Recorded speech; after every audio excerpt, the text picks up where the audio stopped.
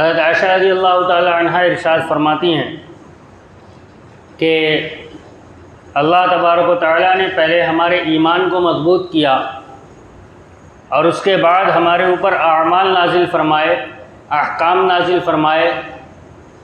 فرماتی ہیں کہ اگر اللہ تبارک و تعالیٰ نے پہلے ایمان مضبوط نہ کیا ہوتا اور احکام نازل فرما دیتے تو شاید لوگ عمل کے اوپر نہ آتے۔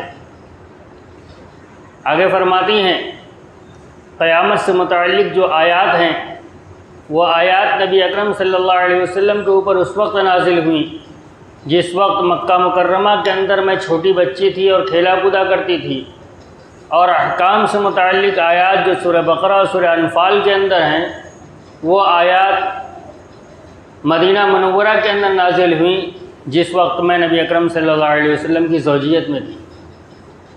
یہ اللہ تبارک و تعالیٰ کا طریقہ ہے کہ ایمان کی بنیاد پر انسان اعمال پر کھڑا ہوتا ہے۔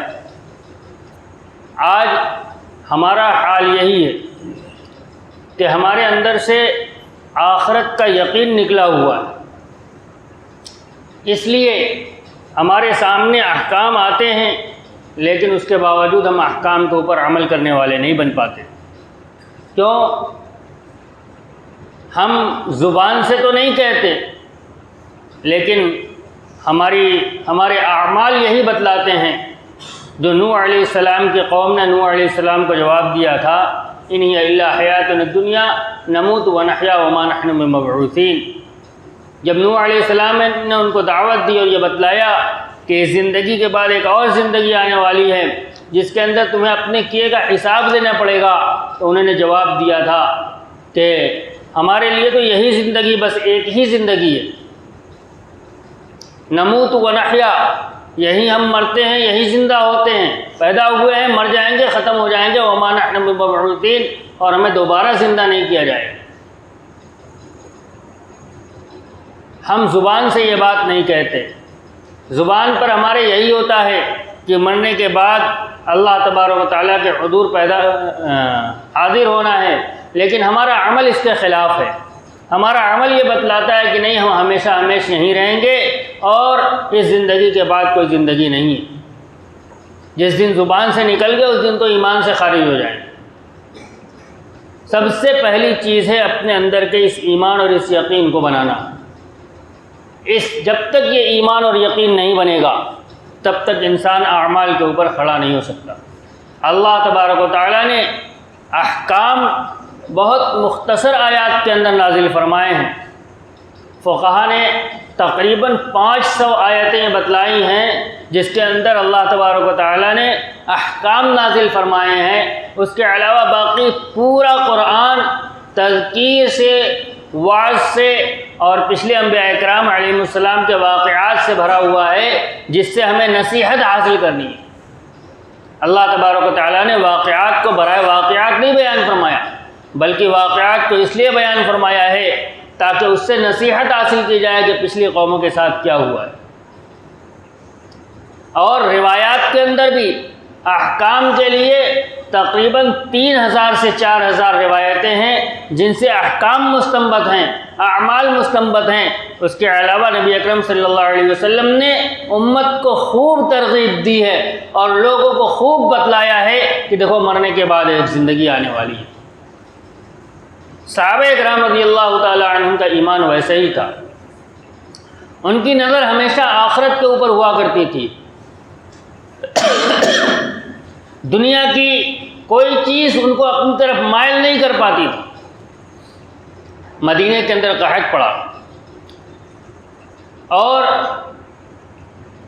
باہر سے غلہ آیا، مدینے کے باہر حضرت عثمان غنی رضی اللہ تعالی عنہ نے منگایا تھا تاکہ یہاں کے فقراء اور مساکین کے اندر تقسیم کر دیا جائے۔ مدینہ کے جو یہودی تاجر تھے ان کو معلوم ہو گیا، وہ پہنچ گئے حضرت عثمان غنی رضی اللہ تعالیٰ عنہ کے پاس، کم ہم سے دوگنا دام لے لیجیے، ہم کو فروخت کر دیجیے۔ عثمان غنی رضی اللہ تعالیٰ عنہ نے فرمایا مجھے اس سے زیادہ مل رہا ہے۔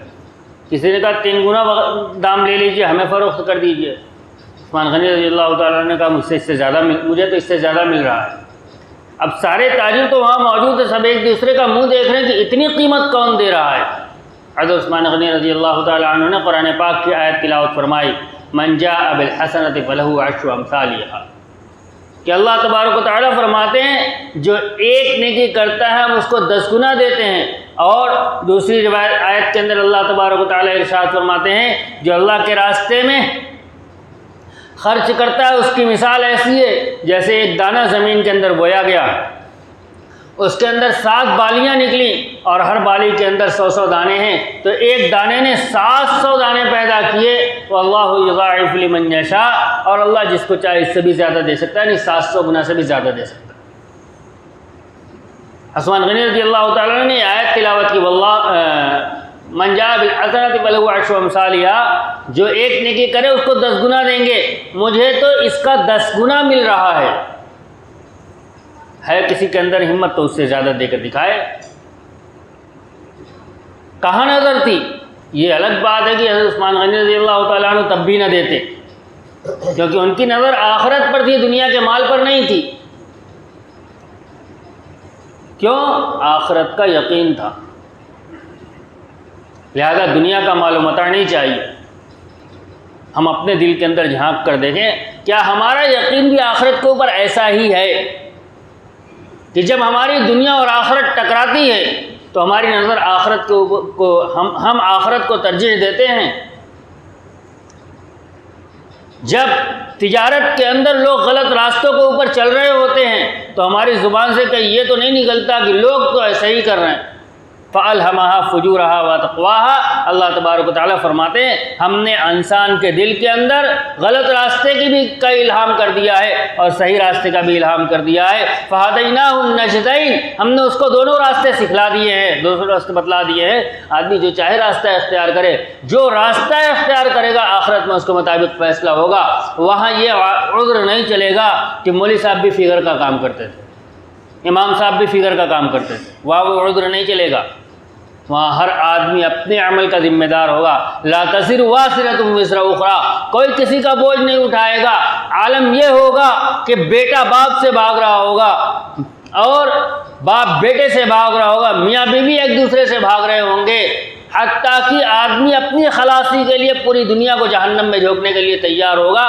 اللہ کے تبارک و تعالیٰ نے قرآن کے اندر ارشاد فرمایا ہے کہ یود المجرم لیفتدی من عذاب یومئذ ببنیہ وصاحبتہ واخیہ وفصیلتہ التی تؤویہ ومن فی الارض جمیعا ثم ینجیہ، جب مجرم پکڑا جائے گا تو اس کے دل کی تمنا ہوگی میرے بدلے میں میرے بیٹوں کو جہنم میں ڈال دیا جائے، مجھے چھوڑ دیا جائے، بیوی کو ڈال دیا جائے، مجھے چھوڑ دیا جائے، بھائی کو ڈال دیا جائے، مجھے چھوڑ دیا جائے، پورا خاندان جہنم میں جائے، بدلے میں مجھے چھوڑ دیا جائے۔ ومن فی الارض جمیعا ثم ینجیہ، ساری کائنات جہنم میں جاتی ہے، جائے میں مت جاؤں۔ وہاں کوئی کسی کا پرسان حال نہیں ہوگا، وہاں کوئی عذر نہیں چلے گا۔ اس آخرت کا یقین یہ اس امت کی اور اسلام کی بنیاد ہے۔ آج ہمارے دلوں سے یہ چیز نکل گئی، لہذا اس چیز کو اپنے دل کے اندر پیدا کرنے کی ہمیں کوشش کرنی چاہیے۔ علماء، صلحاء، اللہ والوں کی صحبت اختیار کرنی چاہیے۔ یہ متاع اس کے علاوہ کہیں اور نہیں ملتی،